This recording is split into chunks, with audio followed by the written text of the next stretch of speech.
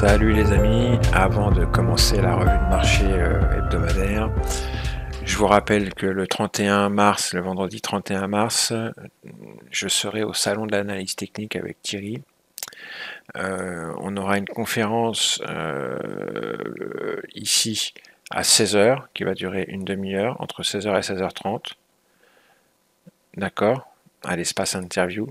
Et ensuite, on aura une interview à 17h, entre 17h et 18h, une autre conférence, pardon, pour parler des outils que l'on utilise, le Bookmap, le Footprint, le Market Profile, le Volume Profile, le carnet d'ordre, le Time and Sales, voilà, tous les outils et toute la méthode qu'on utilise pour travailler sur les marchés financiers modernes. Voilà, donc venez nombreux si vous voulez nous voir, nous rencontrer, nous poser des questions. Je vous rappelle qu'en mai, on fait une formation présentielle du 22 au 26 mai à Paris. Il reste encore quelques places, donc ça serait l'occasion de venir nous rencontrer et puis de voir, de nous poser des questions. Si vous vous demandez pourquoi pas participer, on pourra vous expliquer en quoi tout ça consiste. Sinon, vous pouvez aussi nous joindre sur nos mails respectifs. Je vais les mettre en dessous de cette vidéo. N'hésitez pas. Il reste vraiment plus que quelques places. Ça va partir très vite à mon avis. Surtout avec le salon. Allez. Et s'il y en a qui veulent nous rencontrer, n'hésitez pas à venir nous voir. Ça fait plaisir. Je me souviens, j'avais fait le salon en 2015. Il y avait des gens qui étaient venus me voir. C'est super sympa. J'avais bien aimé. Allez, on va passer à la revue de marché maintenant.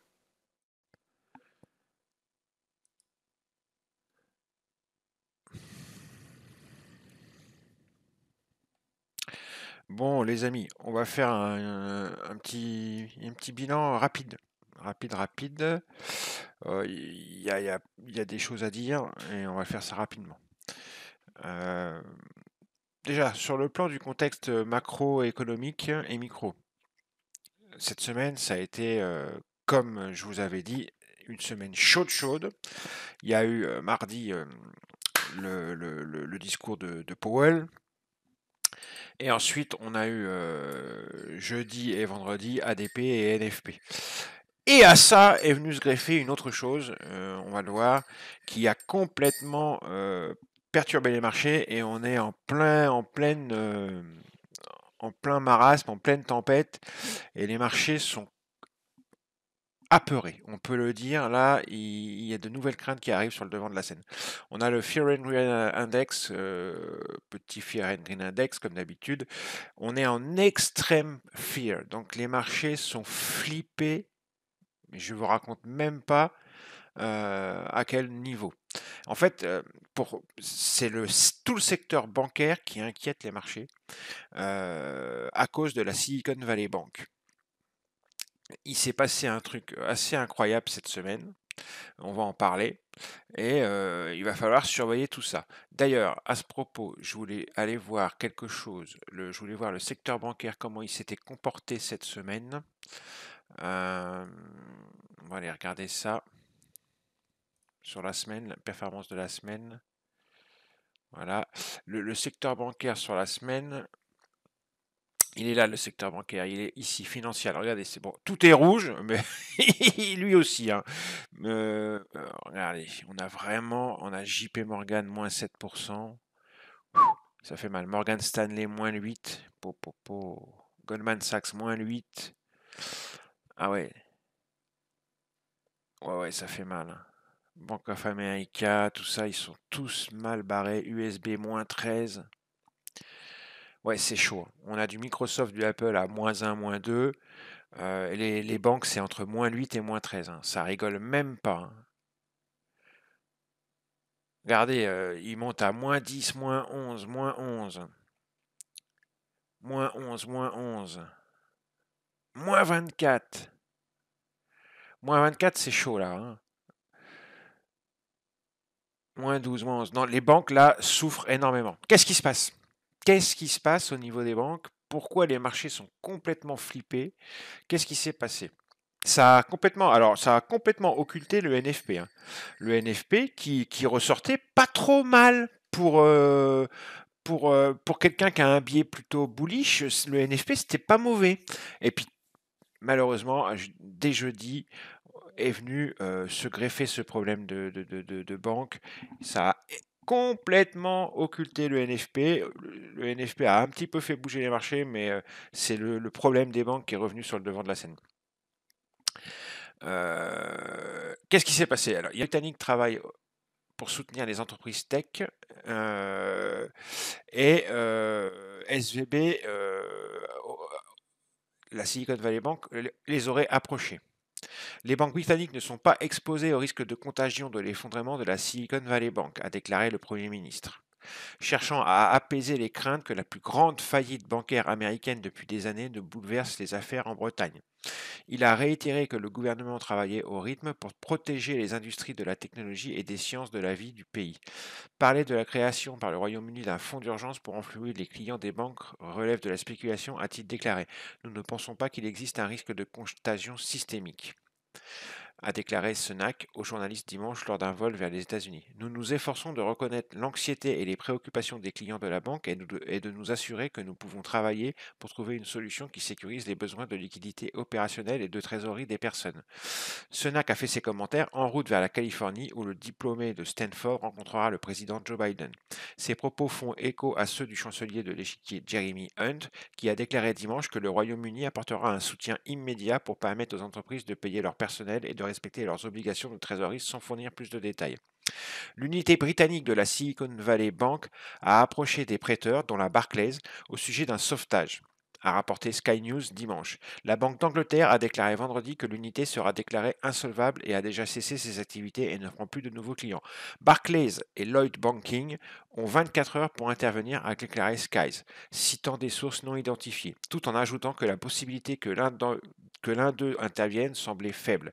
La Banque de Londres est également intéressée à conclure un accord, a déclaré Sky. Mais vous inquiétez pas, ils vont pas laisser la Silicon Valley Bank s'effondrer, surtout que la Silicon Valley Bank, elle a toujours eu une très bonne réputation, elle s'est toujours très bien comportée, elle est extrêmement bien gérée, ce qui veut dire que si la Silicon Valley Bank a des problèmes de trésorerie et si la Silicon Valley Bank tombe, ça veut dire qu'il y a d'autres banques moins bien gérées et beaucoup plus opaques. Les marchés sont en train de se dire dans quel état elles sont en vérité, quoi. Si la Silicon Valley Bank, qui est un truc super sérieux, super bien géré depuis des années, va mal, comment vont certaines autres qui sont mal gérées, qui sont un peu opaques, ça doit être une catastrophe. C'est ça, les marchés sont complètement flippés là.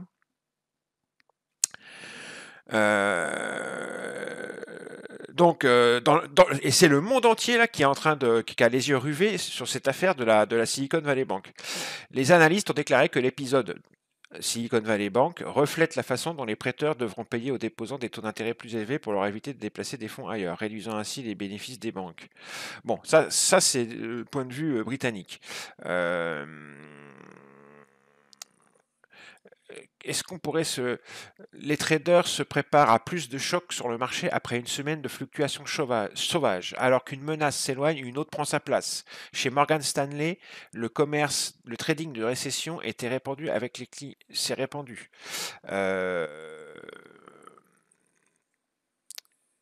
Les investisseurs ont absorbé beaucoup de chocs ces derniers jours. Pour les traders et pour les investisseurs harcelés, le problème est qu'à mesure qu'une menace s'éloigne, une autre prend sa place. C'est vrai, on était à peu près tranquille avec l'inflation et tout ça, on commençait à se détendre et bam, il y a ce problème systémique de collapse bancaire qui vient sur le devant de la scène. Et ça, les marchés n'aiment pas ça. Ça, c'est ce qui pouvait arriver de pire. L'économie est trop chaude, au risque d'être éventrée par le stress financier. Un jour, les rendements obligataires montent en flèche, alors que l'anxiété inflationniste monte en flèche. Le lendemain, ils s'effondrent, alors que les difficultés des prêteurs convainquent tout le monde que la Fed reculera. Ouais, en fait, on a vu des taux cette semaine qui se sont cassés la gueule. C'était plutôt bon signe, hein. Comme vendredi de la semaine dernière, quand les taux le vendredi se sont cassés la gueule et que les indices étaient remontés, c'était bon signe.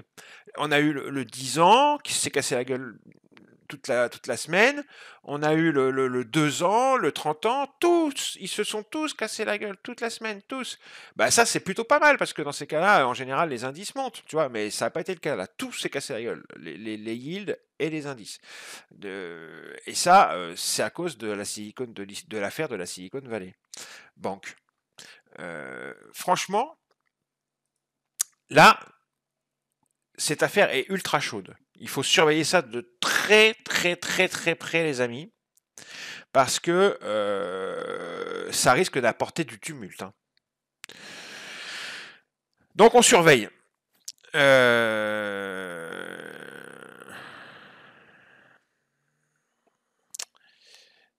Déjà qu'on a eu un discours très au quiche de Powell mardi. Bon, les indices s'étaient cassés la gueule. On était à peu près rassurés avec des rumeurs d'un NFP tranquille, quoi, un marché de l'emploi qui a arrêté de surchauffer, des salaires qui arrêtaient de surchauffer. Mais il y a eu cette affaire de la banque Silicon Valley Bank, et alors là, ça vient tout remettre en cause. Hein. Chez Morgan Stanley, le trading de récession était assez répandu parmi les clients réagissant aux déclarations bellicistes du président de la Fed, Jérôme Powell, mardi et mercredi, selon un rapport du Trading Desk. Dans l'ensemble, les fonds spéculatifs long-short se sont retirés du marché tandis que les investisseurs particuliers ont vendu 1,6 milliard de dollars d'actions. Ouais, d'accord. Et ça, ça c'était dû au discours de Powell, mais ça commençait. Donc la semaine commençait mal.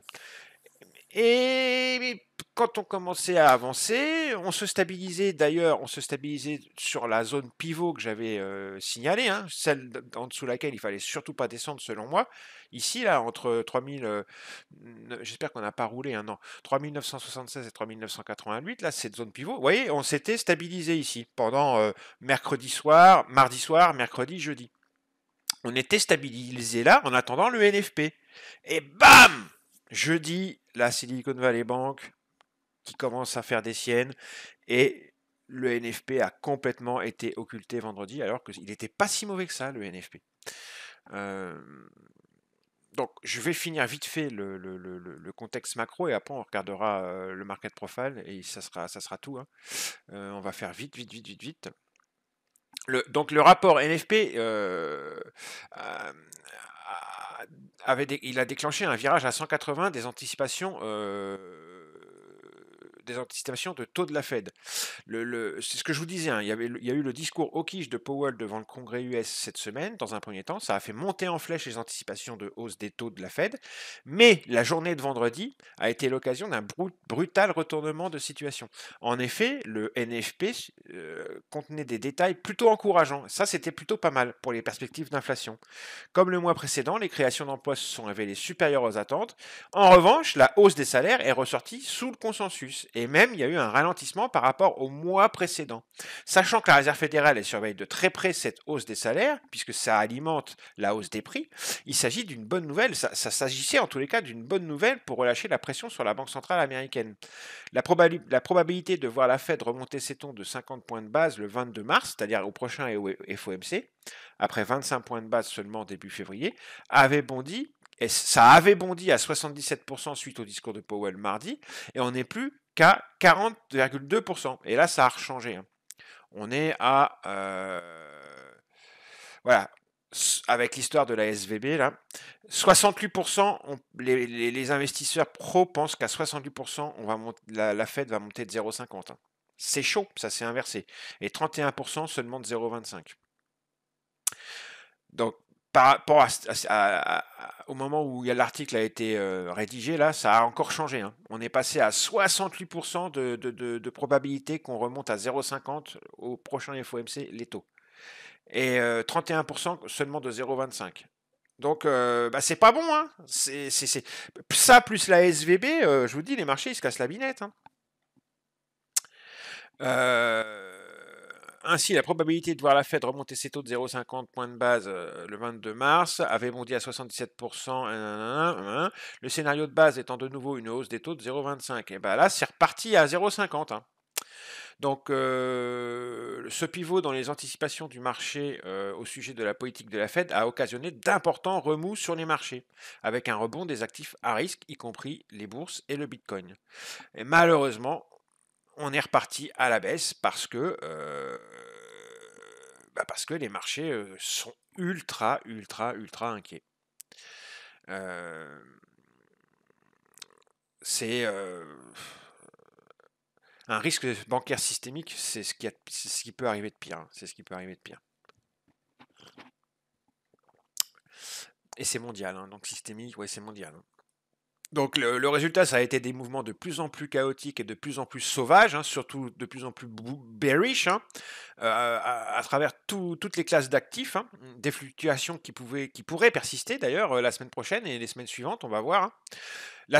Pour la semaine prochaine, c'est un peu compliqué d'anticiper ce qui va se passer. Hein. Est-ce qu'on va atterrir un petit peu tranquillement et dans les semaines à venir, attendre le 22, le prochain FOMC qui se passe le 22, ou est-ce qu'on va continuer à se casser la binette? C'est un peu compliqué parce que c'est ultra dépendant de ce qui va se passer par rapport à la Silicon Valley Bank. Voilà. Ça va être une semaine marquée par le risque de la plus grande faillite bancaire américaine en plus d'une décennie. Hein. Et c'est un événement ultra choquant pour les investisseurs et pour les marchés actions. On a vu les rendements obligataires tout à l'heure, je vous les ai montrés, qui se sont cassés la gueule, mais grave quoi. Hein, c'est donc au-delà de l'impact sur les spéculateurs, les fluctuations passées des bons du Trésor à l'échelle de celles de jeudi et de vendredi contiennent des signaux inquiétants pour le paysage multiactif et l'économie américaine en elle-même. Les données analysées par Bespoke Investment Group montrent qu'en près de 50 ans d'histoire, les rendements du Trésor à 2 ans ont affiché une baisse sur 2 jours de 45 points de base 79 fois. À 2 exceptions près, en 87 et en 89, tous ces épisodes se sont produits pendant ou dans les 6 mois suivant une récession américaine. Voilà. Je vous dis, le premier semestre, il commence à sentir pas bon. Et j'en suis le premier dégoûté parce que moi, j'avais un petit biais bullish. Enfin, j'aurais aimé qu'on tienne, qu'on fasse un beau socle sur le SP500 et le Nasdaq, qu'on reparte, vous voyez, à la hausse. Mais point trop n'en faut dans les biais, hein, la preuve. Et il faut se laisser porter par ce qui se passe, par la respiration du marché et par la macro. Et si les marchés décident que non, qu'on se casse la gueule, et ben on se cassera la gueule. Et je pense que là, ça commence à sentir très mauvais. Hein. Bon, on va regarder sur le plan des graphiques où on se trouve et où on peut aller. Là, pour l'instant, seul le temps va dire si l'échec de la Silicon Valley Bank Financial Group prédit un risque généralisé pour le système financier. On va voir, il faut attendre. Et les investisseurs, pour l'instant, ils ont déjà commencé à vendre. Le SP500, il a glissé de 4,6% en 5 séances. Mais on va voir. Ça va peut-être s'arrêter là, l'hémorragie. Ça m'étonnerait, mais en tous les cas, on va regarder nos graphiques et voir si jamais l'hémorragie ne s'arrête pas là, où on va aller. Et si on fait pause dans la catastrophe et qu'on attend le 22, dans quelle zone on peut faire pause. D'accord? On va regarder tout ça. Mais là, c'est très tumultueux. Hein. Le calendrier de la semaine prochaine, il est ultra important. Les gars, il y a justement, il y a l'inflation la semaine prochaine. Hein. Il y a le CPI mardi à 14h30. Il y a le PPI mercredi à 14h30. Il y a les ventes au détail à 14h30. Et jeudi, il y a les jobless claims, l'ADP, le Philadelphia Fed Manufacturing Index. Et vendredi, il y a la production industrielle. C'est une semaine ultra, au niveau US, le calendrier est ultra chargé. Et au niveau européen, c'est une semaine où la BCE annonce sa politique de taux hein, la semaine prochaine pour ce mois-ci là. Donc je crois, hein, faites voir, semaine prochaine. La BCE, est-ce qu'elle nous fait un truc production industrielle c'est pas la semaine prochaine la BCE là si, regardez, c'est là. C'est jeudi. Déclaration de politique monétaire de la BCE avec la garde et tout ça. Décision de la BCE sur ses taux d'intérêt. Donc, il y a la BCE jeudi prochain. Plus un calendrier ultra chargé au niveau américain. notamment sur l'inflation, donc ultra important, hein, CPI et PPI, la semaine prochaine, plus le risque de faillite bancaire de SVB. Ouh, attention, chaud, chaud, chaud les marrons, hein. Chaud les marrons les gars. Bon, alors, le petit graphique Market Profile hebdomadaire. Alors, déjà, je suis assez content parce que les zones que je vous avais données ont très très bien fonctionné. D'ailleurs, j'ai posté, je crois, mardi ou mercredi sur mes réseaux sociaux pour vous signaler que ça marchait plutôt pas mal, tout ça. Là, effectivement, on a ouvert dimanche et on a fait ce qu'on a dit, hein, ce que j'avais prévu, c'est-à-dire un des scénarios que j'avais prévu, c'est-à-dire qu'on a travaillé les hauts hebdomadaires et puis après on est redescendu et on a réintégré la zone de valeur de la semaine dernière qui se trouvait là, hein, et la zone pivot qui pour moi était ultra importante et qu'il fallait surtout pas dépasser à la baisse, sinon ça commençait à craindre, bah on a joué dedans pendant 3 jours. Pendant 2 jours et demi. On a joué dedans pendant 2 jours et demi, c'était parfait. Et à partir de jeudi, avec le risque de la Silicon Valley Bank et le discours de Powell mardi, mercredi, on s'est cassé la binette, on a cassé la zone pivot dont je vous avais parlé entre 3976 et 3988, et malheureusement, à partir du moment où on cassait cette zone pivot, je vous avais dit, ça puait, hein, on a rejoint la value area basse de la semaine précédente, et bam, ça a continué à casser, on a rejoint les bas de la semaine précédente, et bam, ça a continué à casser. Vendredi, le NFP qui n'était pas si mauvais que ça, parce que ça montrait que les salaires arrêtaient de surchauffer et même que le salaire horaire moyen baissait un petit peu. Le NFP au début c'était pas mal, donc les indices se sont repris un petit peu, et bam, le risque systémique bancaire est revenu sur le devant de la scène, et sploc, on est reparti à la baisse et on a clôturé quasiment tout en bas à cause de la Silicon Valley Bank. Donc maintenant, j'ai tracé toutes les zones et les niveaux qui pour moi sont importants pour la semaine prochaine. Je vais remettre la semaine en normale. Je vais vous la laisser comme ça pour l'instant. Donc pour moi, j'ai laissé la zone pivot que j'avais marquée ici, je la laisse. D'accord ? Elle est toujours aussi importante. En plus de ça, on a, donc c'est toujours la même, elle est entre 3975, 76 et 3988, 3990, et on a en plus de ça, au-dessus, là, on a le POC volume de la semaine, juste au-dessus, vers 3990, et pareil, hein, c'est donc, voilà, ici, vous voyez, on a le VPOC. Donc cette zone-là, elle est toujours aussi importante, d'accord ? Je l'ai laissé noter. Ensuite, j'ai noté deux zones, une entre 3933,50 et 3941,50 ici, qui est une queue d'achat, une réjection ici, qu'on a eu vendredi, et on en a eu une deuxième ici, une réjection, une queue d'achat cachée. On a eu deux queues d'achat cachées, une première et une deuxième, et la deuxième, elle est entre 3927 et 3933, 50. D'accord ? Donc, c'est pour ça que j'ai tracé ces deux zones, une là et une là, d'accord ? Et juste en dessous, comme par hasard, on a à 3925,75 les bas hebdomadaires d'il y a 3 semaines, ici, d'accord ? Donc, j'ai aussi tracé comme zone les deux endroits où on a balancé, ici, en haute semaine, on a balancé entre à peu près 4041 et 4065, et on a balancé ensuite en milieu de semaine, ici, entre 3971,50 et 4004,50. 4004,50. C'est les deux zones où on a balancé plusieurs jours. Donc elles sont à noter, elles sont importantes. D'accord ? Ensuite, j'ai bien évidemment tracé sur notre chemin tout. J'ai laissé cette zone que j'avais mis là, vous rappelez-vous, les deux POC là, ici, en rose que j'ai tracé. En fait, il y en a un, rappelez-vous, c'est le POC de cette semaine-là. Et l'autre, ici, c'est le POC du rapprochement de ces 3 semaines-là. Souvenez-vous, je vais les rapprocher à nouveau. Voilà. Vous voyez ? En rapprochant ce socle, ces 3 semaines qui ont fait le dernier socle, ici, on obtient donc ce socle ici, là, ce gros socle là,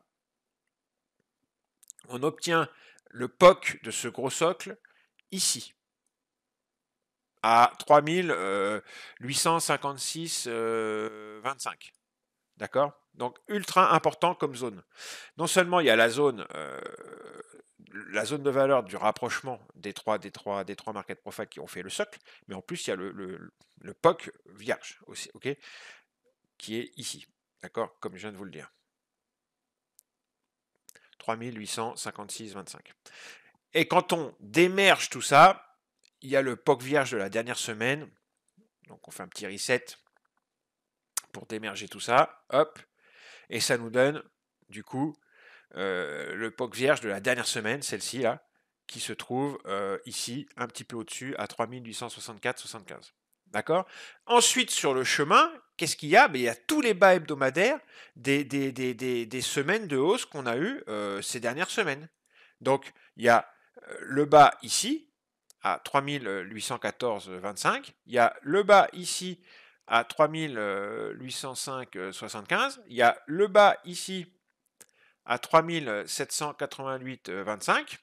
Et ici, on a une superbe, magnifique queue d'achat hebdomadaire, ici, entre 767,75 et 778,75. Ensuite, on continue. Il y a le bas hebdomadaire de la semaine d'avant, ici, à 3736,25. Et un magnifique POC vierge, ici, à 3726,75.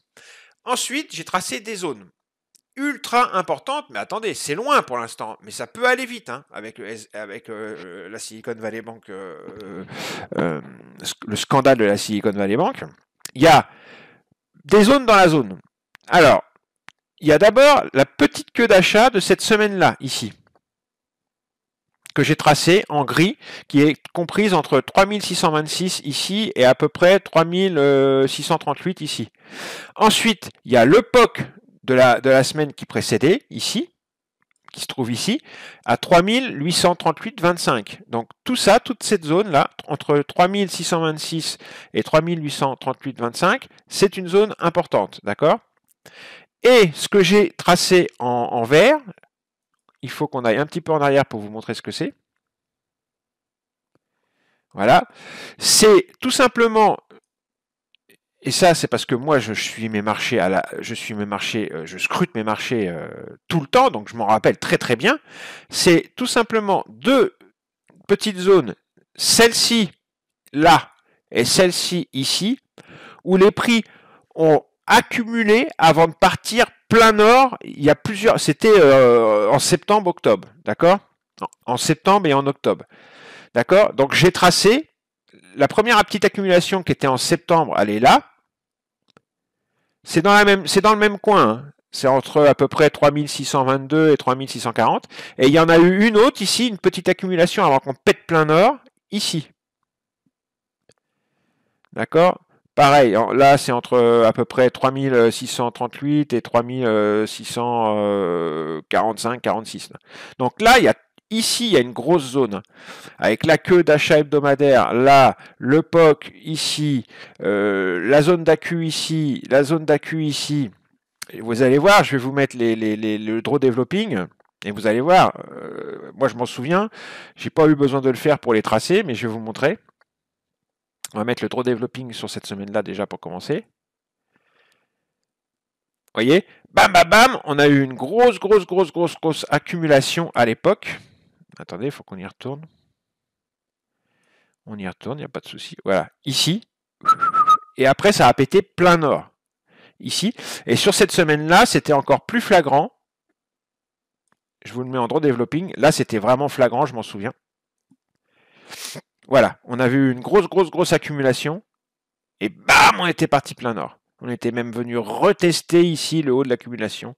Bon, et on avait recommencé, pareil, une petite accumulation sur la semaine, 15 jours après, au même endroit exactement. C'est pour ça que ces deux endroits-là, je les ai vraiment marqués en vert, parce que donc c'est une zone, c'est deux zones, hein, il y en a une entre 3619 à peu près et 3640, et puis l'autre, la plus petite ici, elle est plus haut, entre 3648 en haut et 3000, je sais pas, vous voyez, on va écarter un peu.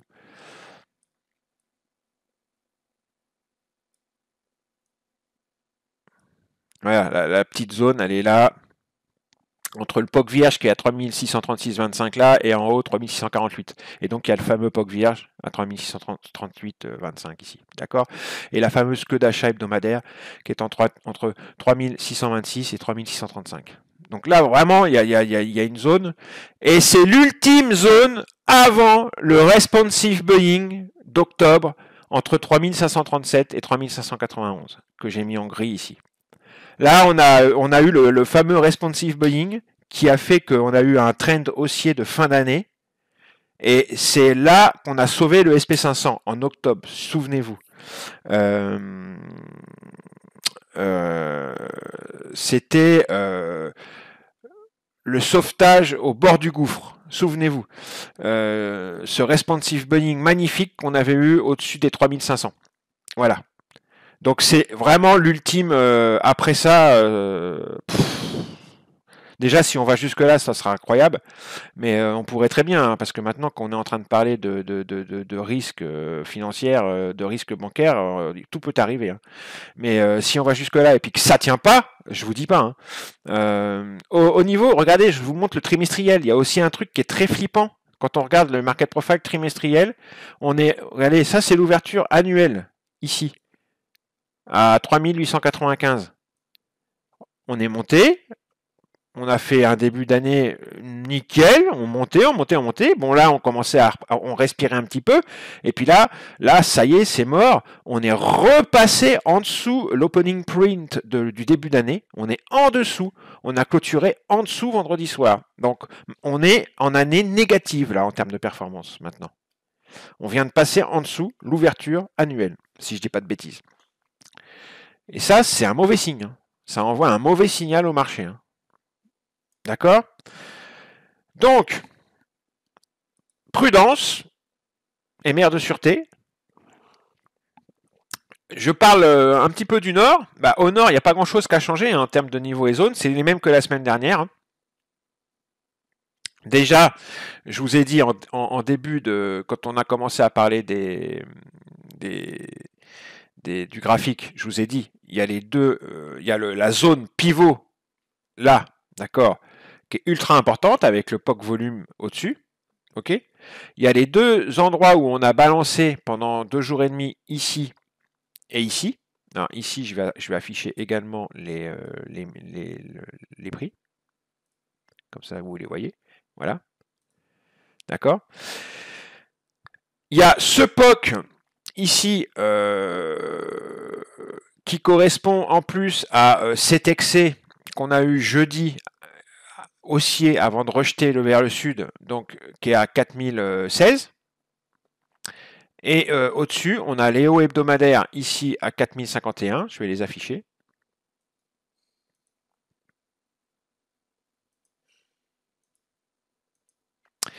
Et après, si on continue, on a les hauts de la semaine ici à 4082,50.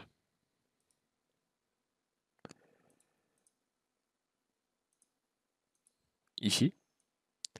Ensuite, les hauts de la semaine qui précédaient, enfin, 15 jours avant, ils sont là, juste au-dessus, ils sont pas très loin, ils sont à exactement 4089,50. Ensuite, il y a le POC vierge à 4132,25. Et ça, souvenez-vous, c'est pareil, j'avais regroupé, c'est le dernier gros après avoir regroupé le bottom qu'on avait fait, j'ai regroupé le dernier gros top qu'on avait fait. Donc ces 3 profils-là, je les avais regroupés, souvenez-vous, et ça m'avait donné un POC aux alentours de 4143, donc très important. Et en plus, le POC de cette semaine-là, POC vierge de cette semaine-là, à 4132,25. Après, le dernier endroit au nord que je vois qui est intéressant pour l'instant, c'est ici entre 4186,50 et 4209. Voilà. Pour le nord, voilà. Donc on a tout fait, on a fait le nord, on a fait le sud. Je voulais rapidement, parce que je ne l'ai pas fait, montrer la forme du profil hebdomadaire. Vous voyez, donc c'est un profil très élancé, hein, c'est des profils directionnels, c'est des actions de marché directionnelles avec la clôture hebdo tout en bas ici. C'est juste pour dire que si le marché décidait, comme je l'ai dit tout à l'heure, plutôt de faire un pause en attendant le 22, il pourrait éventuellement se décider pour faire du travail, c'est la base du market profile, dans ces zones-là. Vous voyez, il y a une première zone ici, comprise entre mon seuil pivot, là, 3976, 3988, la zone pivot ici, et la zone de valeur basse hebdomadaire qui est à 3915. Le marché pourrait décider de remonter par là et de faire du travail là-dedans pendant un petit moment. On remarque également qu'au-dessus de la zone pivot, il y a une deuxième zone à retravailler. Alors ça serait un scénario hybride entre le bullish et la balance. Voilà, il faudrait que les marchés ne soient pas influencés par des news ultra mauvaises pour qu'ils aillent là et là faire du travail. Alors à la rigueur, cette zone-là, ils pourraient la travailler même avec des news mauvaises, faisant du haut bas, haut bas, haut bas pendant une semaine ou deux, en attendant le FOMC. Là, d'accord, dans cette zone-là, on pourrait très bien y rester pendant une semaine ou deux, d'accord. Après, pour monter jusqu'ici, ça c'est autre chose. Ça c'est autre chose. Dans tous les cas, c'est un scénario possible. Quand on voit le profil, on voit qu'il y a une grosse zone hebdomadaire à travailler ici, d'accord. C'est pareil, hein, quand on était descendu sur celle-là, on voit qu'il y a un creux ici. Donc c'est vraiment une zone qui a été un petit peu travaillée sur cette semaine-là. Mais à part ça, c'est vraiment un endroit très creux. Donc on pourrait y rester et faire pause dans ce coin-là la semaine prochaine et la semaine d'après. C'est un scénario qu'il faut envisager. Dans ces cas-là, bah, ça serait le ping-pong entre les... C'est les mêmes zones et les mêmes niveaux que ce que je vous ai dit. Hein. De toute façon, c'est juste le scénario qui change. Si vous mettez en draw développer ma semaine, là, c'est exactement la même chose. Ça serait du ping-pong sur les niveaux et les zones que j'ai établis. Mais ça resterait dans ce secteur. Voilà. Allez, bisous. On a fait la macroéconomie avec les risques systémiques et vous avez vu aussi le calendrier à la semaine prochaine qui est chaud, chaud, chaud, chaud, chaud. Donc attention, attention, attention. Soit on va continuer à se casser la gueule, soit on va temporiser et attendre le 22. Mais ça va dépendre du news flow. Hein. Si les marchés continuent à flipper à cause de la Silicon Valley Bank et d'autres trucs qui vont commencer à apparaître, parce que ça, c'est comment dirais-je, c'est contagieux, ça. Hein. On peut commencer à entendre parler d'autres affaires. Et c'est ça le risque, en fait. Hein. C'est que ça se propage. C'est ça le risque. Et là, si ça se propage, bah, ça va dépoter. Hein. Il n'y a rien qui va arrêter les prix, ça ira plein sud. Hein. Ça, je vous le garantis. Hein. Donc attention, méfiance. Hein. Donc vous voyez, dimanche, on va ouvrir. Dimanche soir, on va ouvrir ici à peu près, là où on a clôturé vendredi. Déjà, il y aura la première zone dont je vous ai parlé. Là, c'est la première. C'est une zone dont je vous en ai peut-être pas parlé de cette zone-là. Je vais vous la montrer. C'était une queue d'achat cachée qui s'est ensuite transformée en queue de vente cachée. Vous voyez, c'est un retest. Vous voyez, ici. Donc c'est entre 3879 et 3887. On avait eu une belle queue d'achat. On était remonté. Le NFP était pas mauvais, quoi. Hein. Mais après, les risques de la SVB sont revenus et on est reparti plein sud. On a fait un retest de cet endroit et ça a rejeté encore et on est venu clôturer juste en dessous. Donc c'est vraiment une zone importante entre 3879 et 3887. Donc on va ouvrir là dimanche, d'accord? Alors il va peut-être y avoir un gap, hein, soit baissier, soit haussier. C'est même quasiment sûr qu'il y a un gap. Mais on va partir du principe qu'on va ouvrir là. Donc déjà, cette zone-là, elle va être ultra importante dimanche. Si on la tient, on va pas réussir à passer au-dessus. On continuera, on va se diriger vers les bas de la semaine ici à 3846 et s'ils tiennent pas, bam, allez, on peut y aller et on ira d'étape en étape en étape en étape. ça partira bearish. Si ça part direct dimanche soir bearish et que ça continue lundi, c'est mauvais. On va aller de niveau en niveau sans s'arrêter. Il faut qu'on arrive à, dimanche, il faut qu'on arrive à reprendre cette zone-là. Si on arrive à reprendre la zone et qu'on arrive à passer par-dessus, d'accord, et qu'on tient, on pourrait, je dis bien on pourrait, retourner au niveau de ces deux queues cachées ici, ce qui serait déjà pas mal, et espérer qu'elles ne rejettent pas et qu'on travaille un petit peu à leur niveau et qu'on ne rejette pas pour repartir au sud et refaire un machin comme ça et en fin de compte aller au sud. On pourrait espérer qu'on tienne, d'accord, et ensuite on retournerait à ma zone pivot ici, d'accord. Mais ça, c'est si les nouvelles vont être bonnes. Et n'oubliez pas, il y a aussi le calendrier avec l'inflation et tout ça ça va jouer ça aussi. Hein. Si les nouvelles sont bonnes, il faut absolument tenir cette première zone là, entre 3879 et 3887, la tenir dimanche soir, rejoindre ces deux zones là, ces deux queues de vente cachées, les absorber, c'est-à-dire les avaler, pardon, et se rediriger vers la zone pivot que j'avais notée la semaine dernière. Et après, on verra déjà, si on arrive à faire ça, ça sera déjà plutôt pas mal. Si on arrive à se rediriger vers le POC volume de la semaine dernière et cette zone pivot entre 3976 et 3988,50 et le POC il est à 3989, un truc comme ça, si on arrive à se rediriger vers ça, ça serait déjà pas mal. D'accord ? Sinon, si on n'arrive pas à tenir cette zone-là dimanche soir, ou même si on arrive à monter un petit peu et puis qu'on va jusque-là et puis que ça ne tient pas et qu'on retombe, attention, attention, il faudra surveiller et les bas hebdomadaires et cette zone que j'avais notée là, les deux POC, 3858,25 et 3864,75. Il faudra surveiller les bas ici à 3846,25. Si ça tient pas, c'est direct ici 3814. Ensuite 3805 et ensuite 3788 et ensuite ici 3767, 3778 direct. On va y aller très très très très vite et ça, et l'hémorragie ne s'arrêtera certainement pas là si jamais ça continue. Méfiance, ça peut aller très très très très vite, très très vite.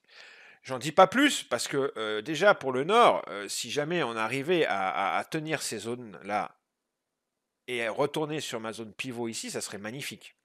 Donc déjà, pour le nord, je ne vais pas en dire plus. Regardez ensuite les autres niveaux qu'il y a au nord, et vous verrez un petit peu les targets que vous pouvez envisager. Par exemple, celle-ci, hein, les 4016, avec la queue de réjection. Attention, parce que si on arrive jusque-là, ça risque ça sera une grosse résistance. Hein, aux alentours des 4016, ici, et le bas de la zone, ici, à 4004. Entre 4004 et 4016, ici, ça sera une grosse résistance si on y arrive. Et puis le sud, hein, vous avez vu, hein, je vous ai fait le topo. On va le remettre en normal. Voilà, le sud, vous avez toutes les zones importantes. On va ouvrir ici dimanche soir.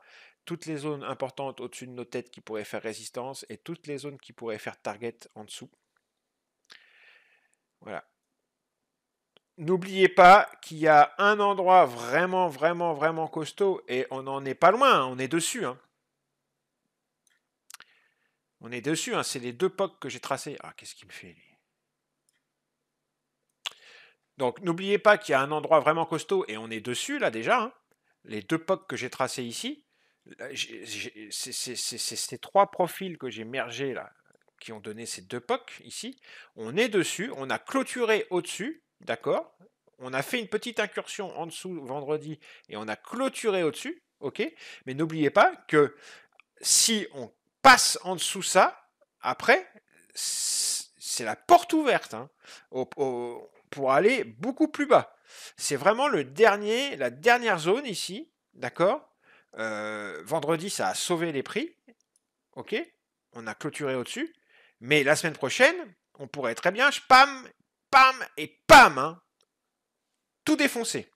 Donc attention, on est vraiment juste au-dessus, la zone qui sauve les prix pour l'instant. Si jamais on la passe, cette zone, hein, ici, ces trois profils, la mergée, et vous voyez, donc j'ai tracé les bas hebdomadaires, hein, il y en a un, la première semaine, elle est à 814,25, la deuxième, elle est à 805,75, et la troisième, elle est à 788,25, hein, d'accord? Si on casse ces trois bas hebdomadaires, là, après, vous avez vu les niveaux que j'ai mis en dessous, ça pourra aller très très vite, hein.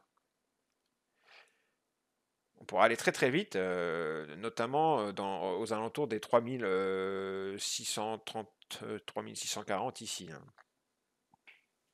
Et je parle même pas du responsive bidding ici de octobre. Alors là, si on va là, croisons les doigts pour que ça tienne, hein. Enfin, moi je m'en fous, mais bon, si ça tient pas, ça va être très très chaud bouillant, hein.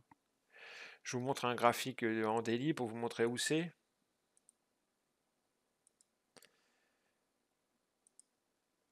Regardez, on va regarder le weekly. C'est là, hein, le responsive bidding dont je vous parle. C'est ça, c'est ici. Donc on avait sauvé la MM200, on était sauvé au bord du gouffre, vous voyez. Et on avait fait un beau petit trend en weekly haussier. Et là, vous voyez, on est en train de tout redescendre, quoi. C'est complètement catastrophique. Et si jamais on ne tient pas, et donc le socle dont je vous parle, les trois market profiles que j'ai mergés et où j'ai tracé les deux POC comme ça, que je viens de vous montrer sur le market profile, c'est ici, hein, c'est ça, hein. Donc si on ne tient pas ça, vous voyez bien que ça correspond à un gros pic en volume, c'est le volume des 5000 derniers jours, ça. Si on descend en dessous de ça, vous voyez bien qu'en dessous, c'est la cave, hein. Et que après, il n'y a plus que ça, le fameux responsive buzzing d'octobre, pour nous sauver aux alentours des 3530. Et si ça nous sauve pas, c'est pire que la cave après, hein. Voilà les gars, je voulais faire ça juste rapidement pour que vous ayez un petit aperçu des marchés. Euh, c'est pas très gai tout ça, c'est pas très gai. Vous avez vu en weekly, hein, on s'est cogné le POC de l'année dernière, ces dernières semaines. Et depuis, on n'arrête pas de descendre. On a retracé un petit peu, on a tapé le point pivot annuel et bam, ça redescend. On est repassé sous la MM50 et on est en train de rejoindre la MM200 et la VAL de l'année dernière. Donc c'est pas bon, hein. On est en train de repartir vers les 3717, 3768 ici. VAL de l'année dernière et MM200. Il faut que ça tienne. Si ça tient pas, tout ça, attention, attention, attention. Ces deux points durs là, ici, aux alentours des 3008 et ici, au-dessus des 3005, si ça tient pas, et il y en a un autre, ici, là, c'est plutôt vers 3720, 3730, un truc comme ça, en intermédiaire, quoi.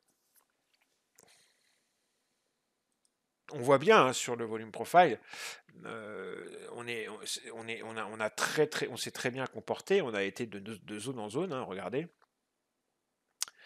On a rejoint le dernier socle, on est dessus, hein, le dernier socle, les trois market profiles que je vous ai mergés sur le market profile weekly en volume profile, ils sont là, hein. Ok, ok, avec le POC ici, d'accord, on a rejoint ce POC de ce socle qu'on avait fait ici. Ce POC volume, on l'a rejoint vendredi soir. On a clôturé au-dessus, mais on l'a rejoint. Et en termes de volume profile macro composite des 900 derniers jours, cette semaine, on s'est comporté de manière tout à fait logique. Tac, on s'est cogné ce pic pour rejoindre ce pic et ensuite rejoindre le pic là. On est allé de pic en pic. C'est tout à fait propre et logique. Dans ces cas-là, le quadrillage du terrain aide à se faire une belle idée du contexte. Alors ensuite, je ne vous cache pas qu'en dessous, c'est la cave, hein. Là, pour l'instant, on est sur ce pic-là. Si ça ne tient pas, c'est ce que je vous dis, hein. Il y aura encore celui-ci là qui pourra tenir les choses, mais derrière, c'est la cave, hein. Donc pour l'instant, on est sauvé à court terme, à très très court terme, par ce gros pic là. On pourrait remonter vers celui-là, s'amuser un petit peu, temporiser les choses jusqu'au 22. hein, dans cette zone-là, on pourrait, hein, les marchés pourraient décider de temporiser un petit peu les choses dans cette zone-là, jusqu'au 22, d'accord? Si cette zone-là ne retient pas les prix et qu'on commence à vouloir aller plus bas, en dessous, c'est la cave. Il y a encore un petit, il est plus petit, il y a encore une petite chance que par ici, là, on sauve les prix temporairement, mais alors après, c'est vraiment glissement de terrain. En dessous des 3650, là, c'est glissement de terrain. C'est glissement de terrain. C'est vraiment le dernier endroit que je vois qui pourrait. Après, c'est glissement de terrain jusqu'au responsive buying d'octobre. Hein. C'est clair et net. Euh,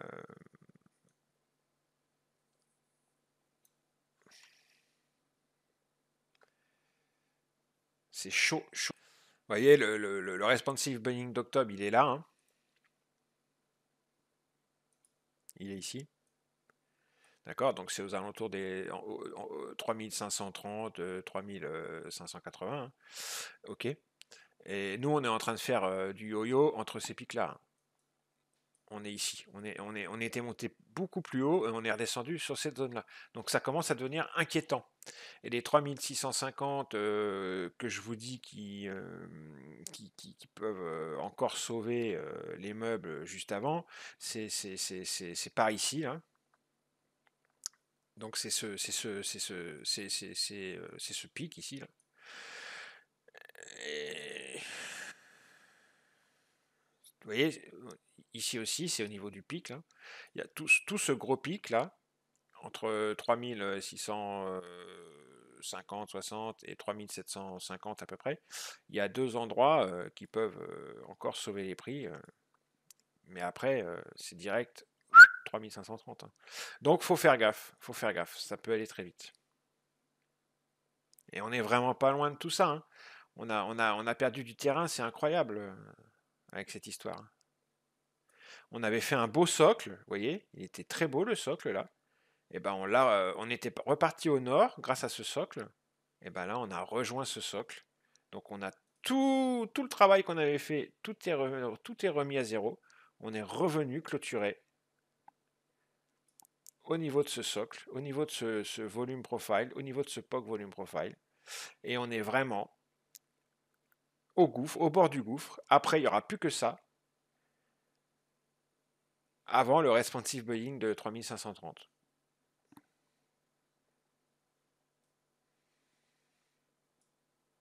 Voilà. Bon, je vous l'ai fait courte. Hein.